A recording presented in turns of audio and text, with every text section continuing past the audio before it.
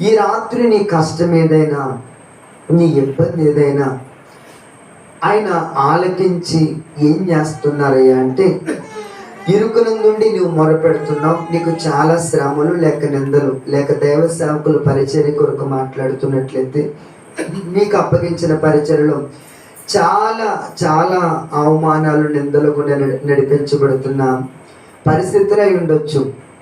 కానీ తనకు నిజముగా మొరపెట్టే వారికి దేవుడు ఎప్పుడు సమీపంగా ఉండే దేవుడు, ఆయన దూరస్తుడు కాదు.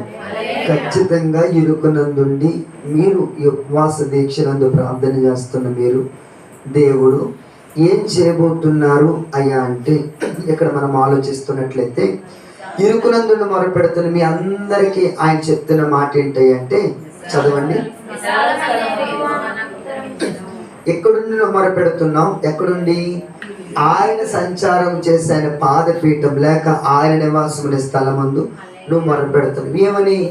నాయన నాకు ఈ కష్టం ఉంది, నాయన నాకు ఈ ఇబ్బంది ఉంది, నాయన నాకు ఈ సమస్య ఉంది, నాయన నాకు ఈ అవమానం ఉంది, నింద ఉంది, లేక నేను ఈదలేకపోతున్నాను, లేక నేను మొయ్యలేని భారాలు, లేక ఆర్థిక పరిస్థితులు, లేక మనం ఆత్మీయంగా ఆలోచిస్తే నాయన మా కుటుంబాల్లో ఇంకా చాలా వ్యక్తులు మారాలి, లేక నీ ప్రేమ తెలియక చాలామంది నలిగిపోతున్నారు అని ఇలాంటివన్నీ మొరపెడుతున్నాం. మొరపెట్టేదో మందిరానికి వచ్చి వెళ్ళిపోయేట్లుగానే ప్రార్థనలు ఉంటాయంటే కాదు. నువ్వు మొరపెడుతున్నావు, నువ్వు అంగలారుస్తున్నావు, ఆయన ఉత్తరం ఇస్తున్నాడు. హల్లెలూయా. ఈ రాత్రి మీరు గుర్తుపట్టుకోండి, ఖచ్చితంగా మీరు చేసిన ప్రతి ప్రార్థనకు ఆయన జవాబు ఇవ్వబోతున్నాడు. చాలా మంది తల్లులు ఇక్కడ వేదన పడుతూ లేక అవమానాల గుండా నడిపించబడుతున్న వ్యక్తులు ఉన్నారు. ఖచ్చితంగా మీ ప్రార్థనకు దేవుడు ఉత్తరం ఇవ్వబోతున్నాడు. ఇదివరకు రోజుల్లో ఇప్పుడు మెసేజ్లు లేక ఇన్స్టాగ్రామ్ లేకపోతే సునాయాసంగా మనం మెసేజ్ పెడితే టింగ్ మనకి వెంటనే రిప్లై వచ్చేస్తుంది. కారణం ఏంటంటే, ఇదివరకు పోస్ట్ ఆఫీసులు దూరంగా ఉండేవి, ఇదివరకు చాలా దూరంగా ఉండేవి అవి అన్నీ. ఈరోజు ఎలా అయిపోయింది అంటే, చేతిలోనే వైకుంఠం లేక నరకగుండం సమీపంగా ఉంది. భక్తులు అంటుంటారు, మన చేతిలో ఉన్నదేంటి? ఫోన్లో వేసుకుంటుంది ఏంటి? Net balance. నెట్ ఏ నెట్ అది? హబక్కు గ్రంథంలో దేవుడు ఎట్లా మాట్లాడతారు? అపవాది గాలం వేసి గుచ్చి అనేక మందిని లాగుతుంది. అది వల. ఆ వల ఎందుకు వేస్తున్నారు? పక్షులను పట్టుకోవడానికి వేటగాడేస్తున్నాడు. మీరు వాడతా లేదండి ఫోన్ అంటే, నా ఫోన్ మీరు చూడొచ్చు, నా ఫోన్ సునాయాసంగా మీ అందరి చేతులకు ఇస్తాను. ఇది వాక్యంలో భాగం కాదు కానీ మీ ఫోన్ మీ పాస్టర్ గారికి ధైర్యంగా ఇవ్వగలరా? యవనస్తుడు తల్లిని అడగలేను, సాహసించలేను, ఎందుకంటే మరి మీకే తెలుసు. అలాగని మీరు వద్దన్నంత మాత్రం అడగకుండా ఉండను. కానీ ఈజీగా ఇవ్వగలమా మన ఫోన్ని? ఎంత కష్టతరం అవుతుందో. కారణం ఏంటంటే, ఆ నెట్ లేక దేవునితో మొరపెట్టి ఆ సంబంధానికి విరోధంగా ఎన్ని అడ్డులు ఆటంకాలు అంటే, దేవుడు ఉత్తరం ఇవ్వడానికి ఇందాక మాట్లాడుకున్నాం కదా, ఈరోజు దేవుడితో గడిపే సమయం కంటే కూడా లోకరీత్యా లోక పరిస్థితులు గడిపే పరిస్థితులు చాలా మనకి ఎక్కువైపోయాయి. ఈ దినముందు శ్రమంతో మొరపెట్టే పరిస్థితులు లేవు. ఈ కింద చెప్తున్నట్లుగా మనకు ఉన్న సమస్య మొట్టమొదటిగా మీరు ధైర్యంగా చెప్పండి, దేవుడు విశాల స్థలం నుండి ఉత్తరం ఇచ్చేదానికి నేను చెప్తాను. కానీ ఈరోజు మీ ఇంట్లో ఒక సమస్య వచ్చింది, ఒక అవమానం వచ్చింది, లేక మందిరంలో ఒక సమస్య వచ్చింది. మందిరం నుంచి దాటెళ్ళే లోపు పాస్టర్ గారు నేను ఒక మాట, పాస్టర్ గారు నన్ను దైవ సేవకులు మీరేంటి టైంకి వచ్చారు అన్నారు అనుకోండి. ఏమన్నారు? మీరేంటి టైంకి వచ్చారు అన్నారు అనుకోండి. రాజమండ్రి నుంచి వచ్చిన పాస్టర్ గారికి, బ్రదర్ గారికి, పాస్టర్ గారికి ఇరువురికి చాలా పెద్ద గొడవైంది. ఎంత గొడవైంది? చాలా పెద్ద గొడవైంది. ఆ గొడవ ఎక్కడికి వెళ్తుంది? మందిరం గడప దాటేలోపు ఎక్కడో 7 ఊర్లు అవుతున్న వారికి ఎంత సునాయాసంగా చేరిపోతుంది ఆ మాట కదా. ఏముండదు, ఎందుకు ఇలా వచ్చారు అంటారంతే. పాస్ట్ గారు ఈజీగా కొట్టేసుకున్నారు, చాలా దేవుడు దూరపరచును గారు అంటే అలాంటి బైక్. మిమ్మల్ని పేరెట్టి అన్నాను అనుకోండి ఇబ్బంది కనుక పాస్ట్ గారినే వాడుకున్నాను నేను. ఎలాగా? దాని కొరకు ఒక సమస్య వచ్చింది. ఆ సమస్య దేవుని సన్నిధికి చేరడానికి ప్రభు ఉత్తరం ఇచ్చి ఆయన జవాబిస్తారు లేక ఆయన ఆలకిస్తారు అని మెలకువ స్పృహ కలిగి ఎంతమంది మనం ప్రార్థన చేయగలుగుతున్నామో ఆలోచించాలి. దేవుని సన్నిధిలో ప్రార్థన చేస్తే ఆయన ఆలకించరు లేక ఆయన జవాబు ఎవరు అని ఎప్పుడు మనం అనడానికి లేదు. అగ్నిగుండంలో ఉండి మొరపెట్టినా కూడా దేవుడు జవాబిచ్చారు. అగాధ సముద్రంలో చేప కడుపులో ఉండి ప్రార్థన చేసిన జవాబిచ్చారు. కారణం ఏంటంటే ఆయన కనులు అగాధములో ఉన్న వ్యక్తులను చూస్తాయి, ఆకాశ మండలంలో ఎక్కిన వ్యక్తులను చూస్తాయి. భూతద్దం పెట్టి భూతంతలమంతా వెతికినా కూడా ప్రతి వ్యక్తికి ఆయనకు కనబడతారు. కనబడదంటూ ఏమి లేదు. కానీ ఈరోజు మనం మొర్రపెట్టే పరిస్థితుల్లో ఉన్నామా?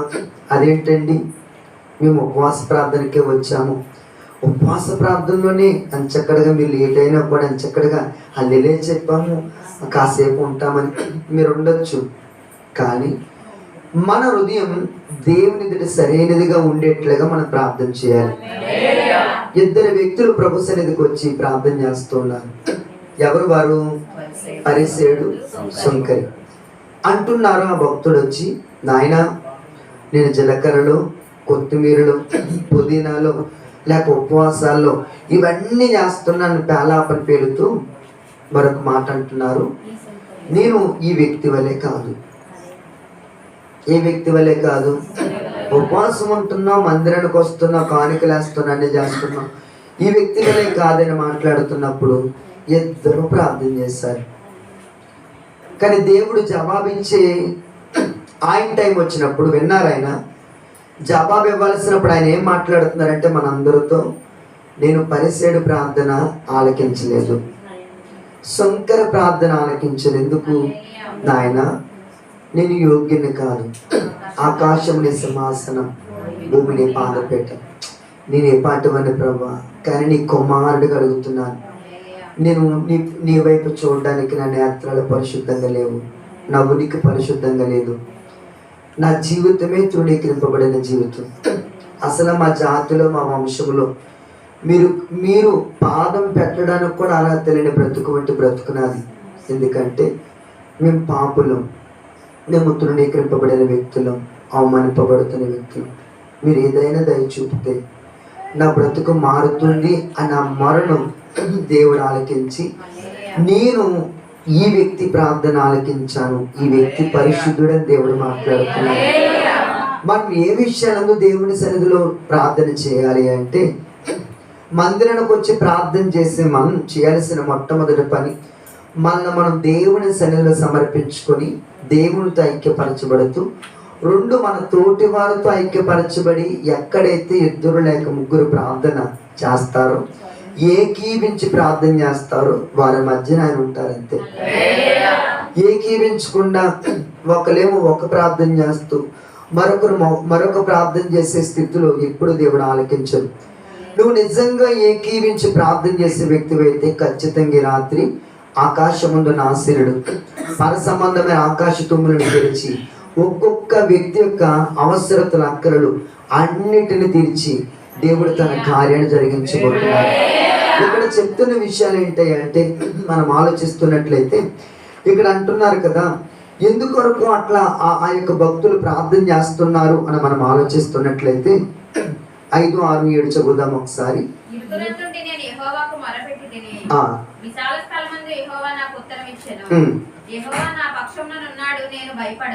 అంటే భయాలు ఆయనకున్నాయి, కానీ ఏం చెప్తున్నారు? ధైర్యం తెచ్చుకొని భయపడను అని చెప్తున్నారు. ఇంకా కింద చూద్దాం.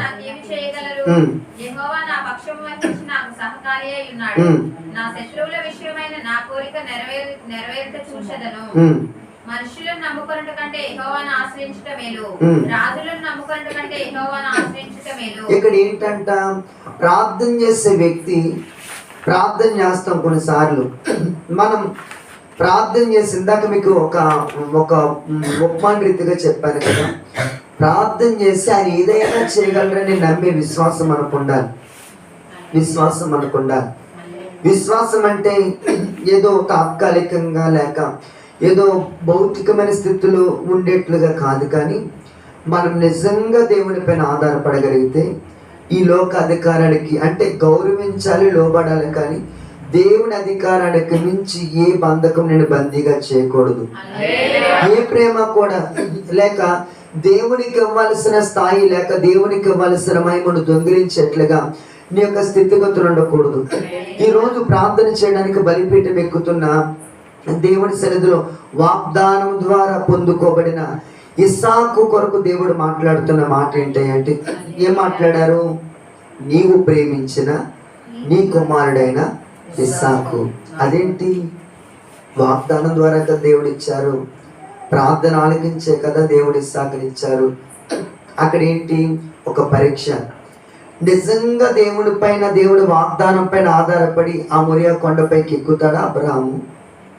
లేక ఇచ్చిన దాన్ని చూసి లేక ఇచ్చిన పరిస్థితిని చూసి మౌనంగా ఉండి తన పైన లేక తన కుటుంబం పైన తన వ్యక్తిగత జీవితం పైన దేవుని మాటలు పక్కన పెట్టి ప్రార్థన చేసే వ్యక్తిగా ఉంటాడా అని దేవుడు ఆలోచిస్తున్నారు.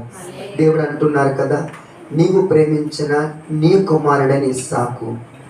ప్రార్థన చేసే ఏ వ్యక్తి అయినా కూడా విధేయత లేకుండా ఎప్పుడు ఏ వ్యక్తి జీవితంలో దేవుడు ప్రార్థన ఆలకించడు. మొట్టమొదటిగా ఈ వాక్యం నాకే, మీకంటే ముందు నాకు అవసరం ఈ మాట. కారణం ఏంటంటే దేవుని మాట చెప్పుకొని వెళ్ళిపోయేట్లుగా ఉంటే అది శూన్యం. దేవుని మాట మొట్టమొదటిగా నాలో క్రియ చేయాలి. ఈరోజు ఇలాంటి మాటలు చెప్పామనుకోండి, ఏమంటారు అంటే దేవుడు బలిపీఠం ఎక్కించి కుమారుని నరికేమని చెప్పాడా అంటారు. అది కాదు అక్కడ అర్థం. ఏమర్థమయ్యంటే మత్తయి సువార్తలో ఒక మాట ఉంటుంది, ఇది ఇరుకు కొరకు మాట్లాడుతుంటారు. ఏంటంటే 7:13 ఒకసారి చదువుదామా. ఇరుకు ద్వారమున ప్రవేశించుడి, నాశనమునకు పో ద్వారం వెడల్పును, ఆ దారి విశాలమునై ఉన్నది, దాని ద్వారా ప్రవేశించు వారు అనేకులు. జీవమునకు పో ద్వారం ఇరుకును, ఆ దారి సంకుచితమునై ఉన్నది. ఏంటంటే ఇరుకు ద్వారమును ప్రవేశించుడి. 2 ద్వారాలు ఉన్నాయి. దేవుని వాగ్దానాలు ఎప్పుడు కూడా ఏముంటుంది? పాస్టర్ గారు ఇలా చెప్పున్నారు మీకు, అమ్మ ఒక 21 రోజులు ఉపవాసాలు ఉన్నాయి. ఎప్పుడు పాస్టర్ గారు ఆత్మానికి ఉపవాసాలేనా, ఇంకా ప్రేమ విందుతో కూడిన ప్రార్థన కోటలు లేవా అనుకునే వ్యక్తులు ఇక్కడ ఎవరు లేకపోవచ్చు, ఈ చోట్ల లేకపోవచ్చు, మా ప్రాంతాలను మరి ఎక్కువగా ఉంటారు. కారణం ఏంటంటే మీరు దేవుని చిత్తం, దేవుని రాజ్యం కొరకున్న ఆకలి దప్పికలు ఎక్కువ కనుక చక్కగా మీరు అందరూ ప్రభు సన్నిధిలో ఉన్నారు. నా తండ్రి సియోను నుండి ఒక్కొక్కరిని ఆశీర్వదించును గాక. కారణం ఏంటంటే దేవుడి మాట ఎప్పుడు కూడా ఇది చేయాలి, ఇలాగే చేయాలి, ఇలాగే ఉండాలి చెప్తూ ఉంటుంది. ఈ మాట ప్రకారంగా జీవించకపోతే దేవునికి నచ్చదు అని చెప్తూ ఉంటుంది. చూడండి, స్కూల్కి పంపించే తల్లిదండ్రులు ఫీజు కట్టాలి. ఎన్ని టర్మ్లు అయితే అంటారు ఫీజులు కట్టాలి, పొద్దున్నే బాక్సులు పెట్టాలి. కొన్ని స్కూళ్ళు ఎట్లా వచ్చాయంటే స్నాక్స్ కూడా మనం పెట్టుకునే స్వాతంత్రం లేదు. ఏం లేదు? స్నాక్స్ కూడా మనం పెట్టుకునే స్వాతంత్రం లేదు. ఎందుకు లేదు అని మీరు అడగండి, మీరు అడగకపోయినా చెప్తాను. ఎందుకు లేదా అంటే ఒక మెనూ ఇస్తున్నారు, ఈరోజు ఈ స్నాక్స్ పెట్టాలి, ఈరోజు ఈ అన్నం పెట్టాలి, ఈరోజు ఏంటి ఎందుకంటే మీ పిల్లలు మా స్కూల్లోనే చదవాలంటే మేము చెప్పినది ఇలాగూ చేయుడి. మా సామర్థ్యం లేదయ్యా, చేయకపోతే మానిపించుకోండి. యూనిఫామ్ కొనడానికి లేక ఏం మనం చెప్పినా వారు అంటూ ఉంటారు, మా స్కూల్లో ఉండాలంటే ఇవే రూల్స్ అండి. మా పిల్లోడికి కాలు ఇరిగిపోయింది, స్కేటింగ్ చేయలేదు, మేము స్కేటింగ్ కొరకు ముందుగానే ఫీజు కట్టాం, మీ అబ్బాయి కాలు ఇరిగిపోయినా కూడా రావాలంటారు. అంటే ఇలాంటి వైఖరి వచ్చింది. అది భౌతికంగా అవసరమా కాదా? మన రీత్యా అవసరమే. ఈలోక చదువు కొరకు, ఈలోక పరిస్థితి కొరకు అంత అవసరమైనప్పుడు దేవుని వాక్యం అంతకు మించి ఖండితంగా చెప్తుంది. నువ్వు ఈరోజు ఇరుకు లేక సమస్యలు లేక నిందలు గుండా నడిపించబడుతున్న వ్యక్తి అయి ఉండొచ్చు. అదే మాటలు దేవుడు పైన అంటారు. అదే మత్తయి సువార్తలో, నీ తండ్రిని నీవు రొట్టెని అడిగితే రాతినిస్తాడా? ఇవ్వడు కదా. గుడ్డిని అడిగితే తేనెనిస్తాడా? ఇవ్వడు కదా.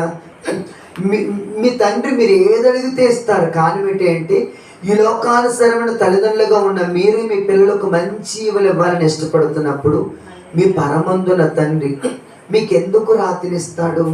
ఎందుకు రొట్టెనివ్వడు అంటే, ఎందుకు రొట్టెనివ్వకుండా కొన్నిసార్లు మనం ఆ రీతిలో ఉంటామంటే, మన భౌతికమైన బండ వంటి స్వభావాలు విడిచిపెట్టి క్రీస్తుని ప్రభు పైన ఆధారపడేట్లుగా మన హృదయాలు మార్చబడాలి అని. ఈరోజు అబ్రాహాము గారికి కుమారుని ఇచ్చింది ఎవరు? దేవుడు. దేవుడు ఆ గడియందు ఖచ్చితంగా కఠినం చేసుకొని, అంటే తన ఆ క్షణికాలపు కోపం పడకుండా ఉండినట్లయితే ఈరోజు విశ్వాసులకు తండ్రిగా అబ్రాహాము గారు ఉండేవారా? ఏమన్నారు? నీవు ప్రేమించిన కుమారుని తీసుకొచ్చి బలిచ్చే అన్నారు. కానీ ఏదైతే దేవుడు చెప్పారో అలా చేయడానికి ఇష్టపడ్డారు కనుక తన కుమారుడు ప్రతిగా దేవుడే పొట్టేలుగా లేకపోతే దేవుడే గొర్రెపిల్లగా దిగి వచ్చి, అది చాలా అర్థం ఉంటుంది. కానీ మనకు అర్థమయ్యే మాటలు మనం చెప్పాలి అంటే, మనకు ప్రతిగా లేక ఇస్సాకుకు ప్రతిగా దేవుడు ఒక బలి పశువు అయిపోయారు. ఈరోజు మనం లోబడ్డానికి ఒప్పుకుంటే చాలు, మన కష్టములకు ప్రతిగా మన బాధను ఆయన తీసుకొని మన రాతి వంటి పరిస్థితులు తొలగించి ఆయన మంచి హృదయంతో మన ఎడల కార్యం చేయడానికి ఆయన సిద్ధంగా ఉన్నాడు. ఏంటంటే ఇస్సాకు అంటే వాగ్దానం అని అర్థం, నవ్వు అని అర్థం. మన జీవితంలో ఒక చిరునవ్వు లేక దేవుడి కృప విస్తరింపబడాలని మన విధేయతను చూపకుండా ఎప్పుడు దేవుడి కార్యాలు జరగవు. విధేయత అంటే బలిపీఠం అనుభవంలోనికి వెళ్ళాలి.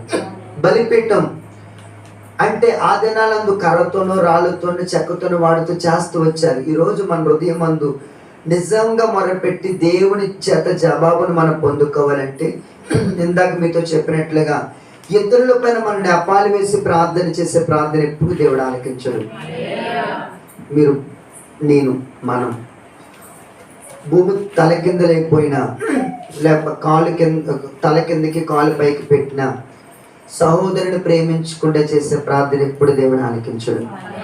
కారణం ఏంటంటే, ఒక్కరు 1000 మందిని తరుముతారు, ఇద్దరు 10,000 మందిని తరుముతారు. ఈ సంఘమంతా ఐక్యతతో కలిగి ప్రార్థన చేస్తున్నప్పుడు భూమి పునాదులు కంపించబడాలని దేవుని ఉద్దేశం. ఆ ఉద్దేశములకు విరోధంగా ఎన్నో ఇరుకు వంటి సమస్యలు ఈరోజు మీ జీవితాన్ని అలుముకోవచ్చు, బాధింపబడవచ్చు, నిందల గుండా నడిపించబడవచ్చు. దేవుడు ఎప్పుడు అన్యాయస్తుడు కాదు.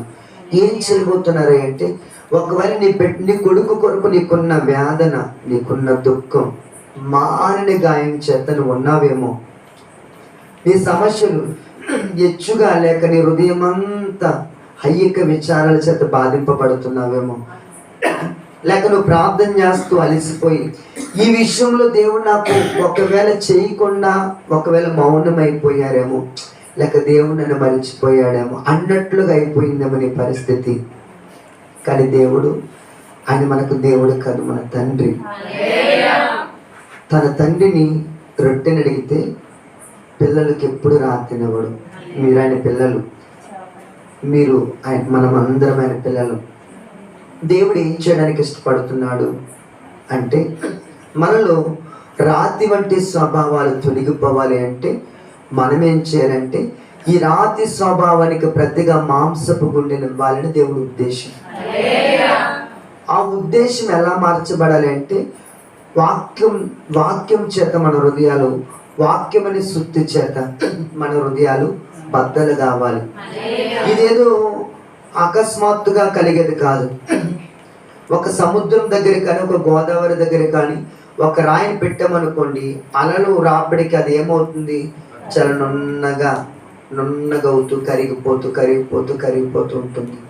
ఎందుకు దేవుని సన్నిధికి తన పిల్లలు వచ్చి మొరపెట్టాలి అంటే, మనలో ఉన్న రాతి స్వభావం అంతా కూడా తొలగిపోయి మనం ఆయన పోలికలోనికి మార్చబడడానికి ఆయన శిల్పకారుడిగా మనలో తన సారూప్యాన్ని పెట్టాలని ఆయన ఉద్దేశం. దేవుడు ఏం చేయబోతున్నాడు, దేవుడు మన పట్ల ఏం కార్యం చేయాలనుకుంటున్నారు అంటే, నిజమే వాక్యం ఎలా చెప్తుందంటే అలాగే చెప్తుంది. మన కొరకు వాక్యం మారదు. ఇస్సాకు గారి జీవితంలో వాక్యం మారలేదు. మన మన పితరుల దినాలందు వాక్యం మారలేదు, అపోస్తుల దినాలందు వాక్యం మారలేదు. వాక్యం అదే, కానీ ఎవరు మారిపోయారు? నేను మారిపోయాను. మీరు మారారా? దేని కొరకు మారారు? వాక్యం కొరకు మారారా? లేక దైవ చిత్తానుసరమైన దుఃఖం కొరకు మారారా? దైవ చిత్తానుసరమైన దుఃఖం కలిగి ప్రార్థన చేస్తే అనేకమైన ప్రజలు రక్షింపబడడానికి దేవుడు కార్యం చేస్తాడు. చాలా తక్కువ స్థలాలందు నేను ఇటువంటి, నాకు నిజంగానే దేవుని సన్నిధిలో యథార్థం చెప్పాలి అంటే నాకు చాలా టెన్షన్తో ఈ స్థలానికి వచ్చాను. నిజంగానే యథార్థంగా చాలా కోపం, అంటే టయానికి రాలేదు అని బాధ. ఈ స్థలానికి రాగానే చాలా ప్రశాంతత. కారణం ఏంటంటే ఈ స్థలం ముందు దేవుని సాన్నిధ్యం ఉంది. యథార్థంగా నేను చెప్తున్నాను, ఈ స్థలం ముందు ఆయన సాన్నిధ్యం ఉంది. కారణం ఏంటంటే దైవ సేవకుల యొక్క కన్నీరు స్థలం ముందు నేను దాన్ని అనుభవించడానికి దేవుడు కృపనిస్తున్నాడు.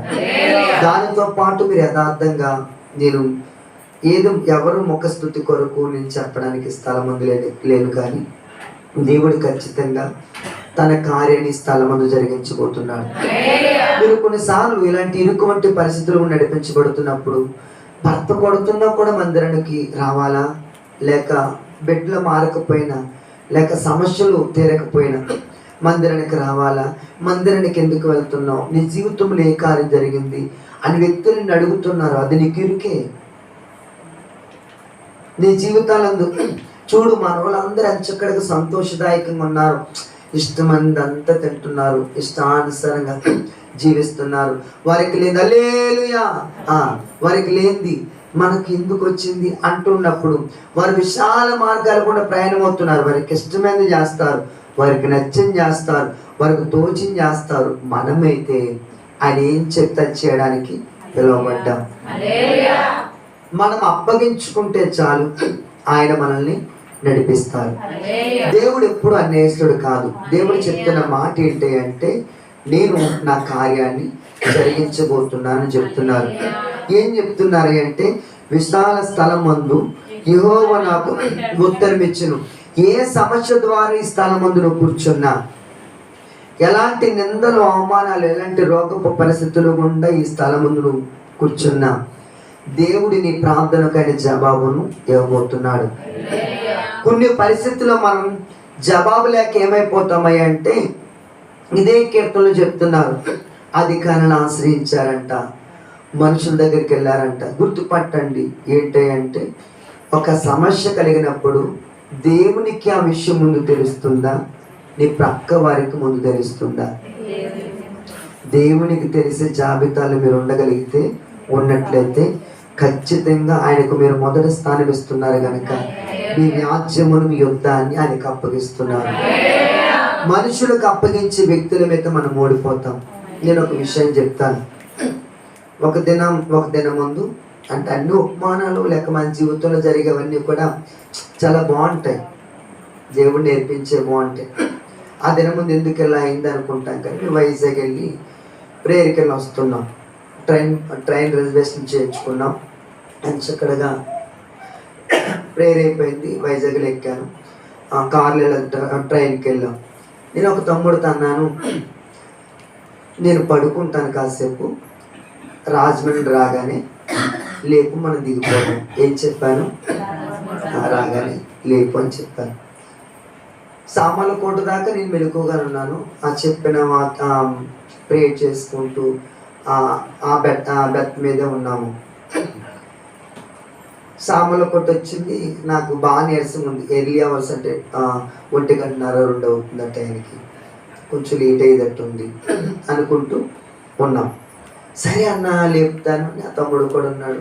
సరే నేను పైన పడుకున్నాడు, సెకండ్ బెత్తలో పడుకున్నాడు. సరే లేపుతాడు కదా అని చూస్తే, నాకు మెలకు వచ్చేటప్పటికి ఎక్కడున్నామే టక్ టక్ అంటుంది. ఏంటి ఇంత శబ్దం హార్బుల్గా వస్తుంది, శబ్దం ఏంటని చూస్తే నేను రాజమండ్రిలో దిగాలి. ఎక్కడున్నామంటే గోదావరి బ్రిడ్జ్ పైన ఉన్నాం. ఆ ట్రైన్ ఎక్కడ అవుతుంది, నాకు ఎర్లీ మార్నింగ్ స్తోత్ర ప్రార్థన ఉంటుంది. ఎర్లీ మార్నింగ్ 5కి ప్రేయర్ ఉంటుంది.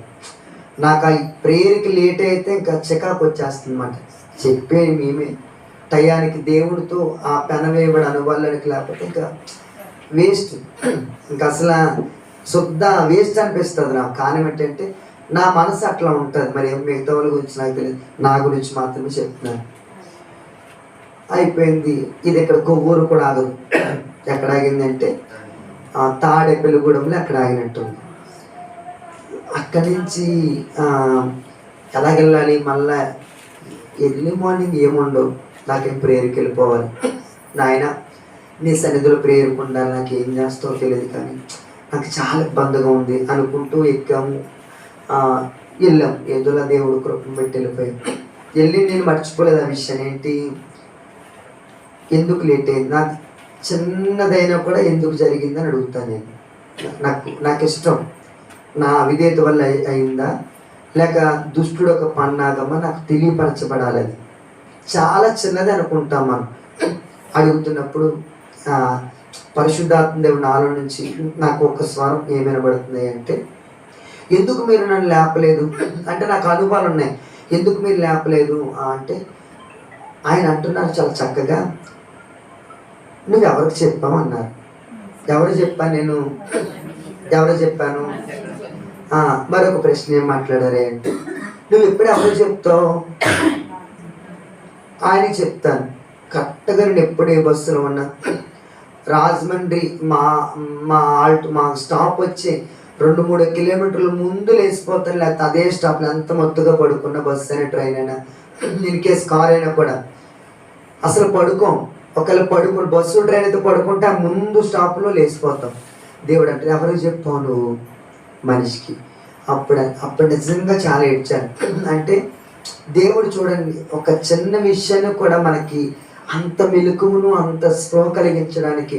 అంటే ఆయన పిల్లలు ఎవరిపైన ఆధారపడాలనుకుంటున్నారు, చిన్నదే కదా, కానీ ఒక ఎక్స్పీరియన్స్ వస్తే తప్ప మన జీవితాలందు చాలా చిన్నదే అనుకుంటాం మనం. కానీ ఆయన ఏం చేస్తారంటే చాలా సున్నితమైన మనస్కులైన మనం ఎలా చికాకు పడతాము, ఆయన చికాకులు ఉండవు. కానీ ఆయన పిల్లలు ఎప్పుడు ఆయనతో పెనవేయబడాలి అన్న అనుభవాలతో నడిపించబడాలని దేవుడి ఉద్దేశం. అది ఈ సంవత్సరంలో జరిగింది. ఎప్పుడు నేను అట్లా చెప్పను. ఎప్పుడు నేను పడుకుంటున్నాను, నన్ను మీరు లేపాలి, స్తోత్రం అని చెప్పి పడుకుని పోతాను, ఇంకేం భయపడను. అప్పుడు నాతో మాట్లాడారు, అవును ప్రభు నా బుద్ధి వచ్చింది, ఇంకెప్పుడు ఏ మనుషుల పైన ఆధారపడను, నీ పైన ఆధారపడతాను. అంటే అవి చిన్నవి ఉండొచ్చు, కానీ ఈరోజు ప్రార్థన చేస్తున్నాం మనం దేవుడికి తెలియాల్సిన విషయాలు దేవుడికి మొట్టమొదటిగా చెప్పి మన మనసు ఆయన పైన ఆధారపడాల్సిన విషయాలు ఎవరిపైన ఆధారపడుతున్నాం. పైకి వచ్చి అంటాను, నేను ప్రార్థనకే కదా వెళ్ళాలని లేకపోన్నాను, మీకు దయ లేదా, మీకు కరుణ లేదా, మీకు అది లేదు ఇది లేదా ఆయనతో పోరాడితే, నాయన నువ్వు ఎవరికి చెప్పావు, నా సమాధానం ఏమై ఉంటుందో ఆలోచించండి. నేను మాట్లాడడానికి అర్హుని కాదు. కారణం ఏంటంటే నేను ఎన్ని ప్రశ్నలు ఆయన పైన సంధిస్తున్నా, నేను ఆయన ఒక్క మాట నువ్వు ఎవరికి చెప్పావు, నీ సమస్యను ఎవరు చెప్తున్నావు, ఇరుకుంది నిజమే, ఇబ్బంది ఉంది నిజమే, అవమానం ఉంది నిజమే, కానీ మనం అంటున్నాం కొన్ని సందర్భాలందు నేను చనిపోయాను, నా జీవితం అంతా శూన్యమైపోతుంది, లేక నా బ్రతుకులో నెమ్మది లేదు. ఇదే కీర్తనలు అంటున్నారు. ఏమంటున్నారే అంటే, నేను చావను అంటే ఆయన చనిపోయి అంటే పరిస్థితులు వచ్చాయంట. అదే చావు, ఒక సమస్య ఒక వ్యక్తిని చంపేట్లుగా చొరబడ్డాయి. ఇక వ్యక్తులు లేక మనుషులు లేక అధికారులన్నీ మూకుమ్మడి నలుదిక్కలు చుట్టుకున్నప్పుడు చనిపోవలసిన పరిస్థితి, అంటే సమస్యల వలయాలు చుట్టూ ఆవరించినప్పుడు, ప్రార్థన చేస్తున్న జవాబు రాని పరిస్థితులు ఉంటున్నప్పుడు, అప్పుడు కూడా మన నిజంగా మన మనసు నిలపడానికి చిన్న ఇష్టాన్ని చూపగలిగితే చాలు, దేవుడు దిగి వస్తారంతే, దేవుడు కార్యం చేసుకుంటారు. అనేక మంది బయలు ప్రవక్తులు, అనేకమైన అధికారాలు, అనేకమైన రాజ్యాలు అందరూ కలిసి అహాబు, యెజెబెలు, బయలు యొక్క క్రియలన్నీ ఎదురొస్తున్నా కూడా ఏలియా దేవునికి లోబడుతూ ప్రార్థన చేస్తున్నప్పుడు పరలోకము నుండి అగ్ని దిగి వచ్చింది. నీ జీవితంలో శత్రువు యొక్క శేషమును నిర్మూలపరచాలి అంటే మీరు అక్కడ ఆలోచించండి. అక్కడ చెప్పబడుతున్న మాట కూడా, ఇక నన్ను తరుముతుంది యెజెబెలు, ఇక నేను కనబడితే నా తల తెగ నరుకుతుందామే, నేను చనిపోతాను ప్రభా, ఇక నాకు చాలా నా జీవితంలో నడవలేకపోతున్నానంటే దేవుడు వెన్ను తట్టి నీ ప్రయాణం చాలా ఉంది, ఎక్కడికి వెళ్ళాలి, మళ్ళా నీ పితరులతో చేసిన వాగ్దాన దేశం లేక ఆ పర్వతం వైపుని వెళ్ళాలి. ఆ పర్వతం దేనికి సాదృశ్యమై అంటే మన పితరులతో దేవుడు కలుసుకొని మాట్లాడిన అనుభవాలు అవి, మన పితరులకు చేసిన వాగ్దానాలు అవి. లేక మనం మాట్లాడుకోవాలి అంటే నీకున్న సమస్యలను పెట్టి, నీకున్న నిందలు పెట్టి, నీకున్న పరిస్థితి, చనిపోతా, నా జీవితంలోకి ఎటువంటి ఆధారం లేదు, నువ్వు భయపడుతూ ఉంటాం, మనం కురిగిపోతూ ఉంటాం. కానీ దేవుడు నీతో చేసిన వాగ్దానాలు గుర్తుపెట్టుకో చాలు. నాయన నేను నీ కుమార్తెను కదా, నాయన నాకు ఎవ్వరు లేరు, మీరు ఉన్నారు ప్రభా, ఇంకా నాకు ధైర్యం సరిపోవట్లేదు, నన్ను లేవనెత్తండి, మీ వైపు నేను చూస్తున్నాను ప్రభా, నా చెయ్యి పట్టుకొని చాలు అని మీరు అనగగలిగితే, ఈ భూమి మీద ఆయన కొరకు నువ్వు నిలబడ్డానికి ఒప్పుకోగలిగితే పరలోకం నీ కొరకు నిలబడబోతుంది. పరలోకానికి రారాజని తన్ని నీ పక్షంగా వ్యాజ్యమాడబోతున్నాడు. నువ్వు చనిపో, నీ సమస్యలను పెట్టి నువ్వు అవమానింపబడవు, నీ స్థితిగతులను పెట్టి నువ్వు కృంగిపో. నీ స్థితి ఏదైనా ఉండొచ్చు, లేక నువ్వు ఎలాంటి పరిస్థితులు గుండా నడిపించబడుతున్న వ్యక్తివై ఉండొచ్చు. ఎందుకంటే దైనందిన జీవితం ఒక్కొక్క పోరాటం, ఒక్కొక్క యుద్ధం, ఒక్కొక్క సమస్య. మారిన భర్తలను బట్టి సమస్యలు ఉంటాయి. కొన్ని బయటికి చెప్పుకోలేము, కొన్ని లోపల దాచుకోలేము. అందుకే దేవుడు ఎట్లా మాట్లాడతారు, ఒకరు పైకి నవ్వుచు ముఖం కనబడుతున్నా హృదయములు ఎన్నో గాయాలు, ఎన్నో అవమానాలు. ఇక చనిపోతాం, ఈ సంవత్సరం గడిస్తే చాలు, లేక ఈ నెల ఫీజు కడితే చాలు, లేక ఈ కాస్త అప్పు తీరితే చాలు, ఎన్నెన్నో అనుకుంటూ ఉంటాం. ఈ కొంచెం నా జీవితంలో కార్యం జరిగితే చాలు అనుకుంటాం. దేవుడు అంటున్నాడు, నువ్వు భౌతికంగా చావు, నీ ద్వారా దేవుడి పని ఉంది, నీ ద్వారా దేవుడి చిత్తం ఉంది. ఏంటి అని అంటే దేవుడి కొరకు నువ్వు భౌతికంగా నిన్ను చంపేవి, భౌతికంగా నిన్ను అనగాల్చేవి, అది అధికారులైనా, రాజశాసనాలైనా, వ్యతిరేకపు దండలైనా, నువ్వేది మొరపెడుతూ దేవుడి సన్నిధిలో అడుగుతున్నా నీకు ఒకే గురి ఉండాలి. ఏంటంటే దేవుడి సన్నిధిలో నేను దిక్కులేని దాన్నైనా, నేను తృణీకరింపబడుతున్న వ్యక్తినైనా, ఇరుకు వంటి పరిస్థితులకు నడిపించబడుతున్న వ్యక్తివైనా కూడా ఆయన్ని పక్షంగా ఉన్నారు, ఆయన నీకు సహకారిగా ఉన్నారు. మనుషుల సహాయం నీకు శూన్యమైనా కూడా ఆయన నీకు సహకారిగా ఉన్నాడనే విషయాన్ని గుర్తుపట్టు. అంత గొప్ప ధన్యత ఆయన సహకారంట. ఇందాక నేను మందిరంలోకి వస్తున్నప్పుడు ఒక తమ్ముడు అన్నాడు, అన్న నేను బ్యాగ్ పట్టుకుంటాను. బాబొద్దున ఆయన నా బ్యాగ్ నేనే మోసుకుంటాను. ఏంటి ఆయన సహకారి అంటే, నా సమస్యలలో, నా నిందల్లో ఆయన ఎలా ఉంటారు, నేను మోయను, నేను భరించలేను, నాకు అంత జ్ఞానం లేదు, అంత ఓపిక లేదు, అంత సామర్థ్యం లేదు, కానీ అన్నీ ఆయన భరించి నేను నీ పక్షంగా ఉన్నాను, నువ్వు నా కుమార్తెవి, నేను నీ తండ్రిని చెప్తూ ఉంటాను. ఈ రాత్రికాల సమయమందు నువ్వు ఎలాంటి స్థితిలో ఆధారపడుతున్నావు, దేవుడిని విడిచిపెట్టడు. మనుషులు ఒకవేళ నువ్వు తృణీకరించి అవమానించిన స్థితులు ఉన్నాయా, మనం ఏం చేయాలి అంటే ప్రార్థన చేస్తుండగా ఆయన నీకు ఉత్తరం ఇస్తున్నాడు. నువ్వు వేసిన ప్రశ్నకు, నువ్వు అడిగిన ప్రార్థనకు ఆయన జవాబిస్తున్నాడు నమ్ము. మొట్టమొదటిది, నువ్వు ప్రార్థన చేస్తుండగా దేవుడు నీ ప్రతి ప్రార్థనకు ఆయన జవాబిస్తున్నాడని అడుగు. ఆ ప్రార్థన జవాబులకు, దేవుడి చిత్తములకు విరోధమైన, దేవుడితో ఏకీవించుకొని ఏ కార్యాలైతే నీ జీవితాల్లో ఉన్నాయో వాటన్నిటిని ఒప్పుకొని విడిచిపెట్టడానికి అప్పగించుకుందాం. దేవుడు ఏదైనా చేయగలరు. 2, సమస్యలు అందరి జీవితంలో వచ్చాయి, మనకేదో ఒక గొప్ప వింత సంభవించింది అన్నట్లుగా మనుషులుగా గడికి అనుకుంటాం, చాలా టెన్షన్ పడుతూ ఉంటాం. కానీ దేవుని చిత్తం కొరకు మీరు ప్రయాసపడండి.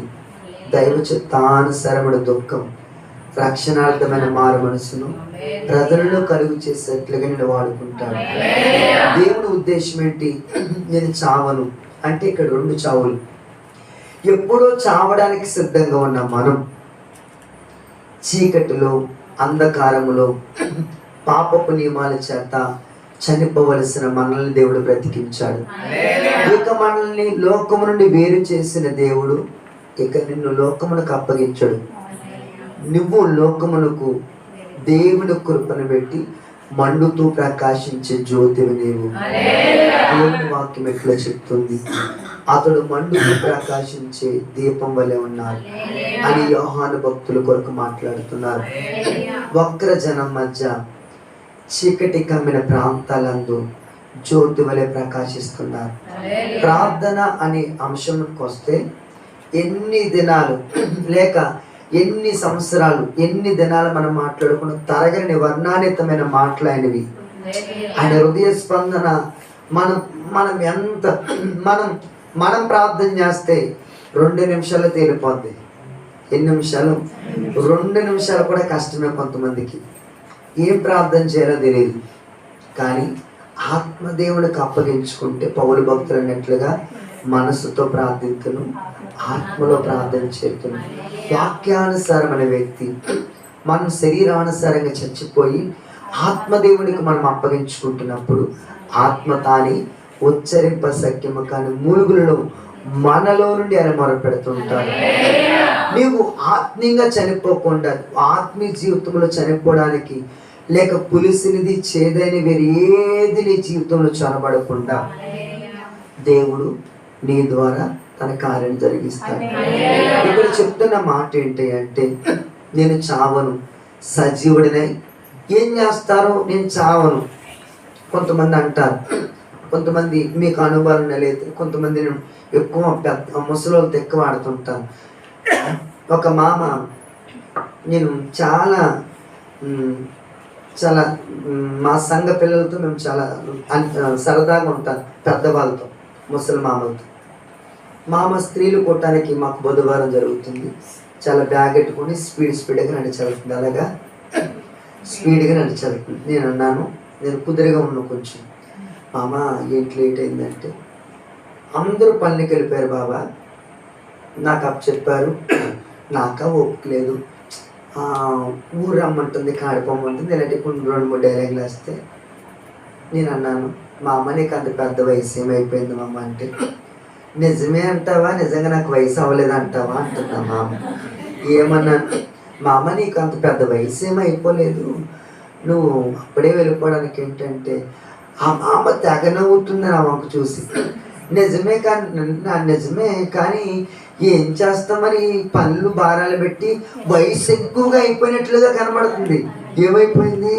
అప్పుడు నాకేమన్నా ముసలిది, నాక రేపు మాప పోయేదానికి నాకు పళ్ళన్నీ పెడుతున్నారు. ఏంటంట, వాళ్ళ కోడలో కొడుకులని పెట్టి ఇంట్లో పెట్టి ప్రార్థనకి కూడా టయానికి రానివ్వట్లేదు చెప్పింది. అక్కడదా బాగుంది. ప్రార్థనకి టయానికి రాలేదు మా అమ్మ అని అడిగాను నేను. ఆ మామ ఏమంది, ముసలిదానికి కదా బాబా, అన్ని పనులు ఉంటాయి కదా అంది. 2 నేనేమన్నాను, మామ నీకు అంత పెద్ద వయసు ఏమైపోయింది మామ అంటే, నిజమేనంటావా మరి అంటే అలాంటి 2-3 జోకులు వేసింది మామ. అంటే చూడండి, నువ్వు చావవు మామ, ఇంకా నీ వయసు చాలా ఉందంటే. ఆ మామ ఎంత పొంగిపోయింది. నిజం, ఇది యథార్థం. ఎందుకంటే అంజూరపు వృక్షం వలె తన పిల్లలు మూగేస్తారు. ఆ ఉద్దేశం నాది. ఆ మామ తరాల కొరకు ప్రార్థన చేసే వ్యక్తిగా ఉండాలి దేవుని ఉద్దేశం. ఇక్కడ మనం గుర్తుపట్టాలి, ఆ మామ బ్రతకాలి అనడానికి నేను కారణం ఏంటంటే వారి కుటుంబంలో ఇంకా మార్పు చెందని వ్యక్తులు ఉన్నారు. ఆ మామ చనిపోకుండా ఉండాలంటే సజీవురాలే దేవుని కార్యాలు వివరించేట్లుగా ఉండాలి. ఆయుష్ పొడిగింపబడిన తర్వాత, జీవితాన్ని దేవుడు పొడిగించిన తర్వాత రిమోట్ పెట్టుకొని కాలు బార్లా చాపుకొని సీరియల్ చూస్తే ఇంక బ్రతికున్నది ఏం ప్రయోజనం? నీకు ఆ మామకి పక్కింటి పుల్లమ్మకి తేడా ఏముంది? ఆ మామకి పక్కింటి సుబ్బయ్యమ్మకి తేడా ఏముంది? రక్షింపబడిన ఆమె, సజీవంగా ఉన్న ఆమె ఎవరి ద్వారా సజీవంగా ఉంది? దేవుని ఉనికిని బట్టి. ఎవరు ఉనికిని చెప్పాలి? ఒక అనారోగ్యంతో ఉన్న వ్యక్తి చాలా రకరకాల అనారోగ్యాలతో ఉన్న తర్వాత చాలా సునాయాసంగా తిరుగుతుంది. అనారోగ్యం అంతా తొలగిపోయింది. ఏమన్నా అంత అలా ఉన్నావు కదంటే, మా అబ్బాయి పలానా హాస్పిటల్ తీసుకెళ్ళాడు, అక్కడ డాక్టర్ గారు అస్తవాస్తు ఏంటంట, అస్తవాస్తు. నేను ఎలా అన్నాను, కానీ అస్తవాస్తే అంటే అస్తం చాలా మంచిదంట. డాక్టర్ గారు ప్రేమ స్వరూపి, ఇలాంటి స్వరూపాలు చాలా చెప్తాం. ఆ డాక్టర్ గారి కొరకు బోల్ చెప్తూ, అయితే మా ఇంట్లో కూడా మా మునిమనవరాలంతా ఆమెను కూడా తీసుకెళ్ళి నేను వస్తాను కావాలంటే అంటుంది ఆ మామ. కారణం ఏంటి, అక్కడ మామ బాగుపడింది కనుక ప్రతినిధిగా ఉంది, ఒక సాక్షిగా బ్రతికింది. ఈరోజు చీకట్లో ఉన్న నిన్ను నన్ను మనం అడిగినా అడగకపోయినా నేనాటికి ఆనాటికి కృప చూపి బ్రతికిస్తున్న తండ్రి కొరకు మనం సాక్షులుగా బ్రతకాలి. ఏ దినాలందు వేండ్రంగి భూమిలో ఏమైపోతుందో మనకు తెలియదు. యవనస్తులు రాలిపోతున్నారు, పసిపిల్లలు రాలిపోతున్నారు. దేవుని యొక్క రాకడ ఇప్పుడు ఎవరికి అర్థం కాని పరిస్థితిలో ఉన్నాం. కానీ మనం చావం. కారణం ఏంటంటే మనం భౌతికంగా ఇక్కడ చనిపోయినా ఆయన ముఖ దర్శనం చేసుకుని ఆ నిత్య రాజ్యంలోనికి మనం వెళ్ళబోతున్నాం.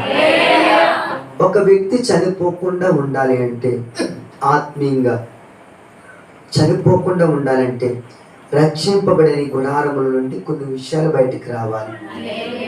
ఏంటి అంటే, అదే లేఖనందు ఒక వ్యక్తి ఆత్మీయంగా ఎప్పుడు చనిపోతాడే అంటే, వాక్య ప్రకారమైన జీవితం లేనప్పుడు, ప్రార్థన అనుభవం లేనప్పుడు, దేవుని సన్నిధిలో పరిశుద్ధ దినాన్ని ఆచరించే విషయాలందు, దేవుడితో గడిపే విషయాలందు చాలా నిర్లక్ష్య స్వభావంతో ఉన్నప్పుడు బలీనమైపోతూ ఉంటాం. ఇక్కడ చెప్తున్న మాట ఏంటంటే, ఇదే కీర్తన గ్రంథంలో మాట్లాడుతున్నారు కదా. ఏంటి అంటే, అది 118:15 చూస్తుంటే ఏంటంట, మన గుడారముల నుండి నీతిమంతుడైన తండ్రి చీకటిలో నుండి మనల్ని వెలుగులోకి నడిపించి అపవిత్రుడైన నన్ను నిన్ను మనందరినీ కూడా నీతిమంతుల జాబితాలకు మార్చాడు. మార్చబడిన మనం ఈ దేహం అనే గుడారం, ఈ యొక్క దేహం దేవుని గుడారం శిథిలమైపోవడానికి సిద్ధంగా ఉన్న గుడారం మొరపెడుతున్నప్పుడు దేవుని మహాకృప మనల్ని దర్శించి ఆ గుడారంలో నుంచి ఏమేమి రావాలి అంటే రక్షణ కొరకైన సాక్ష్యం. అది ఎలా వినబడాలి? సునాదంగా వినబడాలి. సునాదం ఒక మంచి మాట, ఒక మంచి స్తుతి, దేవుని కొరకు ఒక మంచి కార్యం చేసే వ్యక్తి అయితే ఏం జరుగుతాయి అంటే, పౌలు శీలను ఇరువురు స్తుతిస్తున్నప్పుడు ఏం జరిగాయి? వారు పాటలు పాడుతూ స్తుతి చెల్లిస్తున్నప్పుడు చెరసాల పునాదులు కంపించే, ఆ యొక్క సంఖ్యలన్నీ తెంపబడ్డాయి. నువ్వు దేవుని కుమార్తెవైతే, ఆ రక్షకుడు నిన్ను నన్ను చీకటి నుండి రక్షించిన తండ్రి గనక, మనల్ని చీకటి కమ్ముకున్నా లేక వ్యతిరేకతలను మనల్ని ఆవరిస్తున్నా, నువ్వు దేవుని సన్నిధిలో రక్షింపబడిన వ్యక్తిగా నిలబడి నువ్వు ప్రార్థన చేస్తున్నప్పుడు నిన్ను దేవుడు నీకు విరోధంగా రూపించబడే ప్రతి వ్యతిరేకతలను ఆయన కాల్చి వేస్తాడు. ఆయన అగాధములోనికి నిర్మూలపరుస్తాడు. నువ్వు ఒక గుడారం, నువ్వు ఒక దేవుని ఆలయం, నువ్వు దేవుని కుమార్తెవి. నిన్ను ముట్టిన వాడు ఆయన కనుపాపని, ఆయన కనుగుడ్డను ముట్టినట్లే. మనం ఊరికినే భయపడాల్సిన అవసరం లేదు. ఇక నా జీవితం అయిపోయింది, నా బ్రతుకు అయిపోయింది అనడానికి వీరలేదు. ఏది దేవునికి ఇష్టం లేదో దాన్ని విడిచిపెట్టడానికి ఒప్పుకుంటే చాలు. దేవుడు తన కార్యాన్ని ప్రారంభించబోతున్నాడు. నీ గుడారం లేక నీ కుటుంబాన్ని పాడు చేస్తున్న తెగులైనా, లేక వ్యసనపు కాడిలైనా, లేక లోకపు పద్ధతులైనా, వాటన్నిటి కొరకు నువ్వు మొర్ర పెడితే ఉపవాస దీక్షలో ప్రార్థన చేస్తున్నావు కదా, దేవుని జీవితం ముందు తన విడుదల కార్యాన్ని జరిగించబోతున్నాడు. ఎన్నో నిందల గుండా నువ్వు ప్రయాణం చేస్తూ దేవుడు నా ప్రార్థన ఆలకించాలి అని నువ్వు అడుగుతున్నావు. ఆయన ఆలకిస్తున్నాడు. కానీ నువ్వు దేవుడిని బ్రతికించాడు, ఆయన కొరకు నేను బ్రతకాలి అని ఉండగలిగితే, ఇక్కడ చెప్పబడుతున్న మాట రక్షణ గురించిన ఉత్సాహ సునాదములు వినబడును. అంటే వినబడుతున్నప్పుడు ఎవరు వినాలని దేవుడు చూస్తున్నారు? నీ విరుగు పొరుగు వారందరూ వినాలని చూస్తున్నారు. మన దేవుని సాన్నిధ్యంలో ఉన్నాం. ఎంతమంది రక్షింపబడిన వాళ్ళు పక్కన పెడదాం, మన కుటుంబాలు, మన మన తండ్రి ఎదుటి మనం ఉన్నాం. ఎంతమంది కుటుంబాల్లో నుంచి ఈ కార్యాలు అనుదినం ప్రతిరోజు ప్రకటన చేయబడుతుంది. రక్షకుడు, నా తండ్రి నన్ను రక్షించాడు, నేను ఆయన పాత్రని, ఆయన బిడ్డను అని ఎంతమంది గుర్తుపట్టగలుగుతున్నారు. నీవేదో సామాన్యంగా లేకేదో నువ్వేదో రక్షింపబడి మౌనంగా కూర్చునే వ్యక్తివి కాదు. అసలు ఆ ఉనికే ఆలోచనకి లేదు. నువ్వు ఒక ప్రత్యేకమైన పాత్రవి, నువ్వు ఒక ప్రత్యేకమైన వ్యక్తివి. సమరయ పట్టణంలో ఒక స్త్రీ ఉంది, యోహాను సువార్త 4వ అధ్యాయంలో. ఆమె పేరు సమరయ స్త్రీ. ఆ స్త్రీని దేవుడు దర్శించారు. ఆ చరిత్ర మనందరికీ తెలుసు. రక్షింపబడిన ఆమె దేవుని చేత దర్శింపబడి, నీ జీవితం ఇది, నీ బలహీనత ఇది, ఇప్పుడున్న లోకమంతా ఇది కాదు, నేను రక్షకుని అంటున్నప్పుడు ఆమె అంటుంది కదా, అబ్రాహాము కొరకు ప్రస్తావిస్తుంది, ఇస్సాకు గారి కొరకు కూడా ప్రస్తావిస్తుంది. మా పితరులు బావి అంటుందంటే ఆమె యొక్క నామకార్థ క్రైస్తవరాలు. దేవుడు మాట్లాడుతున్నప్పుడు ప్రవక్తగా మాట్లాడుతుంది, మెస్సయ్యగా మాట్లాడుతుంది. దేవునితో సహవాసం చేసే కొద్ది చివరిగా అంటుంది కదా, నువ్వు నజరుడైన యేసుక్రీస్తు ప్రభువారివి, నువ్వు నమ్మదగిన తండ్రివి, నువ్వు రారాజువి, నువ్వు పాపుల రక్షకుడివి, నా జీవితాన్ని బాగు చేసే మీరు అనగానే ఆమె జీవితంలోనికి యేసయ్య రక్షకుడిగా, యేసయ్యే నిత్య జీవాన్ని ఇచ్చారు. ఆయన ఇచ్చిన జీవజలపు ఊటను త్రాగగా ఆమె జీవితంలో పాత జీవితం అంతా తొలగిపోయింది, పాత బ్రతుకంతా నిర్మూలపరచబడింది. ఇప్పుడు ఇదివరకు ఆమెను చూసి అవమానకరంగా మాట్లాడిన ప్రతి వ్యక్తుల దగ్గరికి వెళ్ళి, ఆ సమరయ పట్టణంలోకి వెళ్ళి, నేను రక్షకుని చూచాను, ఆయనను చూచాను, ఆయన నన్ను చూచారు అని ఆ ఊరంతటిని ఎక్కడ తీసుకొచ్చింది? యేసయ్య సన్నిధికి తీసుకొచ్చింది. నువ్వు రక్షింపబడి నేను మనమందరం కూడా మందిరానికి వచ్చి దేవుని సన్నిధిలో ఆరాధన చేసి ఊరికి వెళ్ళిపోతుంది. ఆ వీచవన ఏదో తాయితులు కట్టుబడి దగ్గరికి వెళ్ళి, మా పిల్ల పోరాడుతుందండి, ఒకటేవ్వండి, ఏంటి ఒకటేవ్వండి, ఆ తాడేవ్వండి అని ఇంటి బయటికి వెళ్ళి, నీకు పక్కింటి వారికి తేడా ఏముండదు. ఈరోజు జరిగే క్రైస్తవ జీవితం అందు దేవునికి లోబడుతున్నాం, అటు లోకానికి లోబడుతున్నాం. ఒక వ్యక్తి ఎప్పుడు ఇద్దరు యజమానులకు లోబడితే ఎవరికి దాసుడు వాడు. ఈరోజు దేవుడు నిన్ను నన్ను ప్రేమించి ఆయన కొరకు పనివారిగా, ఆయన కొరకు పిల్లలుగా, ఆయనకి ఇష్టమైన వ్యక్తులుగా ఉండాలి అని నిన్ను నన్ను రక్షించాడు. నీ ద్వారా గొప్ప పని ఉంటే, నీ ద్వారా గొప్ప బాధ్యత ఉంటే మనమేమంటున్నామే అంటే, మన ద్వారా వినబడవలసిన కార్యం వినబడకుండా దాన్ని అడ్డుబండ వేస్తున్నప్పుడు ఆయన ప్రార్థన ఆలకిస్తాడు. నీకు ఆయనకు మధ్యన ఏముంది? నీకు చెప్పిన పని. దేవుడు ఎలా అన్నారు, ఎవరైతే రోగుగా ఉన్నారో వారి కొరకు వెళ్ళి ప్రార్థన చేయండి. ఏమన్నారు? నూనె రాసి ప్రార్థన చేయండి. మరి అవి చేసే పనిలో ఉన్నామా? మళ్ళా పైకి వచ్చి అంటాం ఏమి చెయ్యం, వారికి తగ్గలేదని చెప్తూ ఉంటాం. కొంతమంది ఎట్లా అంటారు, నాయనా దించండి, నాయనా నా కుమారుడికి పాస్ అయిపోవాలి, నాయనా దించండి. ఏది దించారంట? ఎగ్జామ్ ఆ క్వశ్చన్ పేపర్లోకి అంతా ఆన్సర్ దేవుడు జిరాక్స్ ప్రింట్ చేసి అర్జెంటుగా అలాగే ఇచ్చేస్తే ఆ టాప్ ర్యాంకులో పాస్ అయిపోవాలంట. ఆడు పట్టుమని ఒక 2 రోజులు కూడా కాలేజీకి వెళ్ళడు. ఆడి కొరకు ప్రార్థన, నాయన నా కుమారుడు దించానైనా, నాయన స్టేట్ లెవెల్లో, ఏ లెవెల్లో, మమ్మల్ని జిల్లా స్థాయిలో కూడా కాదు. అలాంటి ప్రార్థన దేవుడు ఆలకిస్తాడా? ఎప్పుడు ఆలకించడు. మనం అప్పుల మీద అప్పులు చేస్తూ ఉంటాం. చేసి కొన్ని దేవుని పనికి ఏమైనా ఉపయోగించే వ్యక్తులుగా ఉంటారో కొంతమంది. అంటే బొమ్మన చంద్ర మీ దగ్గర ఉండలేండి, తల్లిదండ్రులు మంచి తల్లిలో ఉన్నారు, అక్కలు చెల్లెలు మా దగ్గర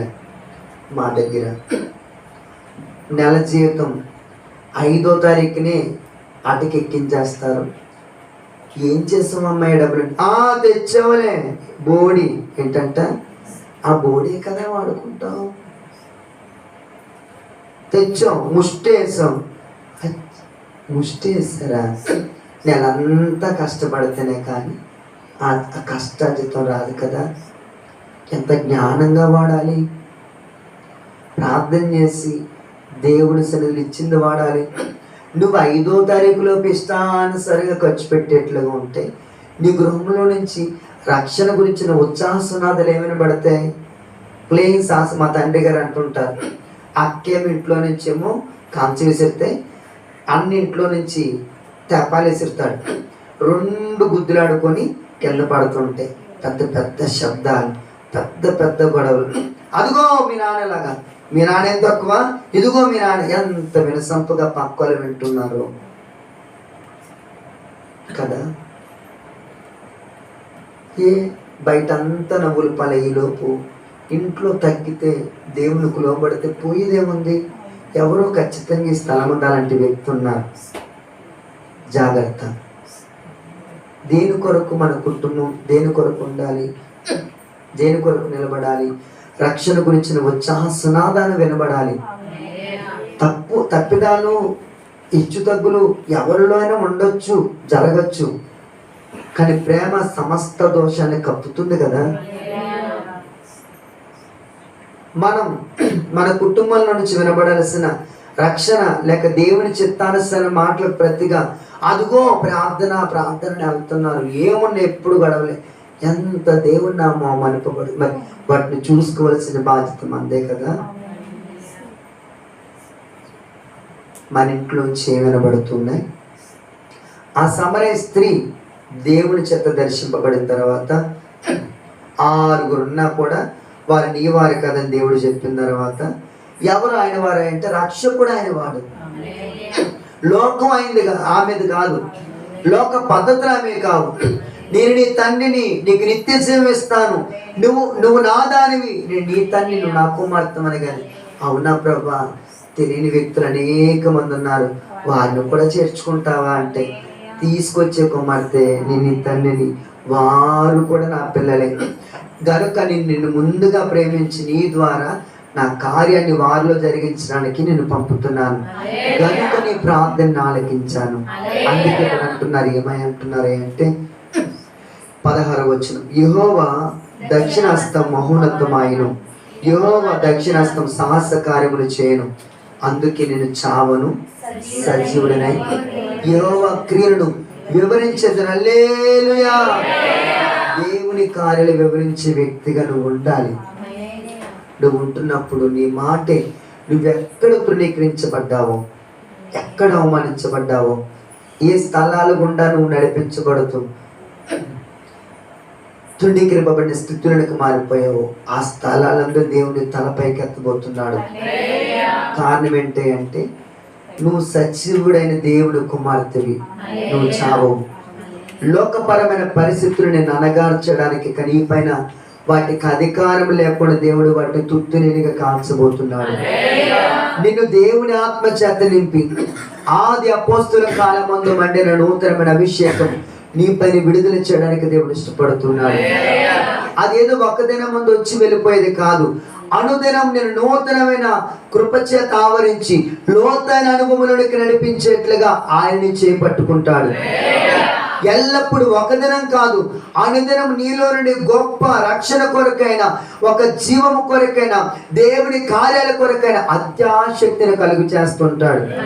కారణం ఏంటి అంటే మనం బ్రతికున్నామంటే ఆయన దయ వల్ల, ఆయన కృప వల్ల మనల్ని బ్రతికించాడు. భౌతికంగాను ఆత్మీయంగాను మన జీవితంలో ఏం కలిగి ఉన్నా ఆయన కృపాదానమే.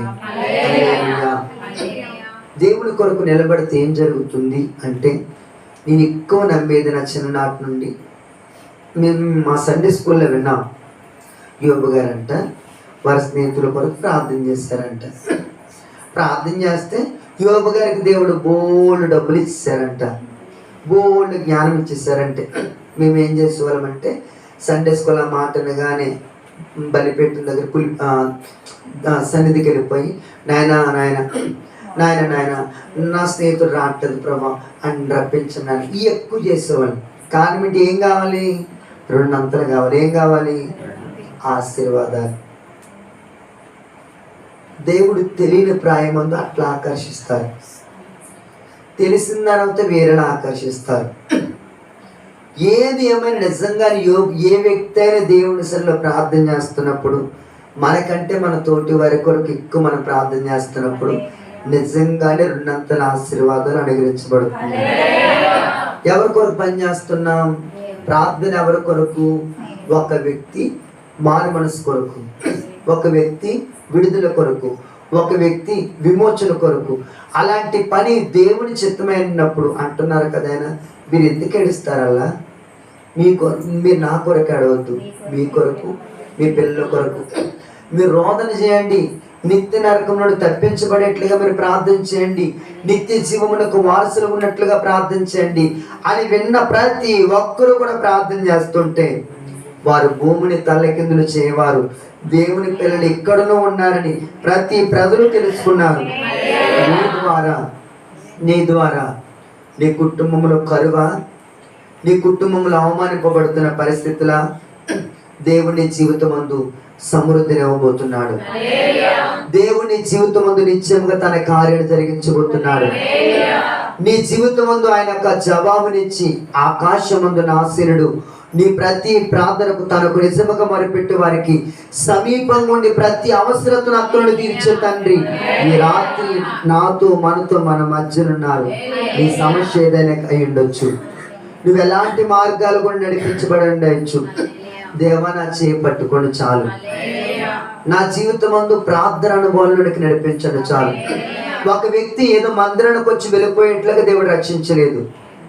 నువ్వు ప్రార్థన చేస్తున్నావు నిజమే, ఆ ప్రార్థన నువ్వు దేవుడితో మాట్లాడుతున్నప్పుడు ఆయన కొన్ని వాక్యం ద్వారా మాట్లాడతారు, దర్శనం ద్వారా మాట్లాడతారు, ప్రవచనం ద్వారా, లేక దేవుడు ఎలా మాట్లాడాలనుకుంటే ఆ కోణాల్లో మాట్లాడుతూ ఉంటారు. ఆ మాటను విని ఆ మాటను మన హృదయం ముందు పదిలపరుచుకొని ఆ మాట ప్రకారం మనం జీవిస్తూ ఒక వ్యక్తి కొరకు ప్రార్థన చేయమన్నారు అనుకోండి. పిలుపు సమరయకి మాట చెప్పి ముగిస్తాను. పిలుపు సమరయ పట్టణంలో ఉజ్జీవకరంగా దేవుడి సువార్త ప్రకటించబడుతున్నప్పుడు దేవుడి మాట విన్నారు. ఆయన ఏమన్నారు? ఒక వ్యక్తికి ఒకటి అర్థం కావట్లేదు. ఏంటి? వాక్యం చదువుతున్నాడు కానీ వాక్యం అర్థం కావట్లేదు. అయ్యో ఆయన రథంపై వెళ్ళిపోతున్నాడు, నాకెలా ప్రభు అంటే, నా ఆత్మ బలం నీకు అనుగ్రహిస్తాను, ఆ రథము కంటే నువ్వు బలం పొందుకో, నా బలము చేత నువ్వు నడవగలవు అని చెప్తే ఆ రథము కంటే ఆ మంత్రిని, ఆ గంధకే రాజుని, ఆ యొక్క ఆ ఫైనాన్స్ మినిస్టర్ని కలుసుకొని ఆ వాక్యాన్ని అంతా వివరించి దేవుని ప్రేమను చూపించి మరలా అక్కడ చెప్పబడుతున్న మాట మరలా ఆయన కనబడలేదని ఉంటుంది. ఇది మనుషులకు అసాధ్యమైన కార్యాలు. మనం ఎప్పుడు ఒక మెజర్మెంట్ పెట్టుకుంటూ ఉంటాం, దేవుని కార్యాలు ఇలాగే జరగాలంటాం, ఇలాగే ఆజ్ఞాపిస్తాం. కాదు కాదు, మనం అడిగినట్లుగా అడిగితే ఒక తల్లి ప్రార్థన చేస్తుందంట. ఏమనంటే, నాయన నా కుమార్తెకి పెళ్ళి అవ్వాలి ప్రభా. ఏమవ్వాలి? పెళ్ళి అవ్వాలి. కుమారుడు 6 అడుగులు ఉండాలి ప్రభా. ఎన్ని అడుగులు? నాయన పాల మెగడ వంటి తెల్లగా ఉండాలి ప్రభా. ఎలా ఉండాలి? గవర్నమెంట్ జాబ్ ఉండాలి ప్రభా. ఎలా ఉండాలి? ఇలాంటి క్వాలిటీస్ నాకంటే మీ అందరికైతే ఖచ్చితంగా చేయాలి, తప్పేం కాదు. ఇలాంటివన్నీ అడిగిందంట. రైట్, ఆమెన్ అన్నారు. దేవుడు ఏమన్నారు? ఆమెన్ అన్నారు. ఆమెన్ అన్నారు. పెళ్ళయింది. అన్నగారు ఫుల్ వేసి వచ్చారు, ఇలాగే ఊగుతున్నారు. కానీ తండ్రిగా చూసి, అయ్యో ప్రభా ఏంటిది, నా కూతురు మొదటి రోజే నా కూతురు జీవితం, ఆడు ఎలా ఉంటాడని తెలియదు నాకు ప్రభా అని ఎడుతుంటే దేవుడు అంటున్నారట, నువ్వేం కావాలన్నావు? కానీ రక్షణ కావాలి, అల్లుడికి మార్పు కావాలి, మారు మనసు కలిగి బ్రతికి ఉన్న వ్యక్తి కావాలి. నిన్ను ప్రేమించే వ్యక్తి నా కుటుంబంలో అడిగావా? సోమరిపోతాడా? నేనైతే అందున ఆయన అలాగ అనలేదు. మరి నేనంటే మనిషిని కదా, మైకిచ్చి మొహం బద్దలు కొట్టేది. మనుషులుగా కోపం అలా ఉంటారు. ఆయన ఎంత నన్ను ఎప్పుడు ఎన్నిసార్లు పగలగొట్టాలి ఆయన, కానీ ఎంత ప్రేమ చూడండి ఆయనకి. మనం అడిగేవి మనకి ఆ గడికి మంచిగా కనబడతాయి, తొదకది చాలా కష్టతరంగా ఉంటాయి. కానీ ఆయన చేసేవి ఎస్తేరు అడిగిందా? నాయన నాకు రాజే కావాలి ప్రభా, రాజా నా పెనిమిటి రాజే అయి ఉండాలి ప్రభా, సూషోనున్న రాజే నా భర్త. అడిగిందామే, ఏం చెప్పిందో తన పెనతండ్రి అవ్వలేరు, దిక్కులేంది. ఇది చెయ్యమ్మాయి, అలాగే నాయన, ఎల్లమ్మాయి, అలాగే నాయన. అందరూ అన్ని ఎత్తుకుంటున్నారు, మేకప్లు వేసుకుంటున్నారు. వద్దు, నువ్వు యూదురాలివి, నువ్వు ఎలా ఉండాలి. అలాగే చేసింది.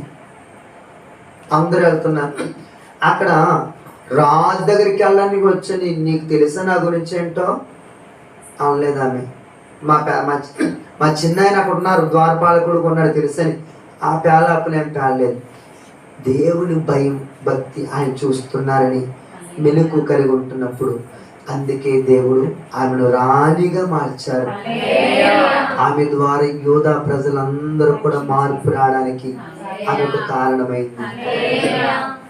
దిక్కులేనిదే, అవమానింపబడిందే, ఎన్ని రాత్రులు తిండి లేక అన్నం లేక ఏడుస్తున్నప్పుడు ఏడొద్దు అని చెప్పే ఆదరణ కూడా లేకుండా ఏడ్చుంటుందో ఆలోచించండి. ఒక యవనస్తురాలు, అనాథగా మిగిలిపోయిన వ్యక్తి, అందరూ తృణీకరించిన వ్యక్తి, చిన్ననాడన్ని కోల్పోయిన వ్యక్తి. దేవుడు ఆమెను చూచారు.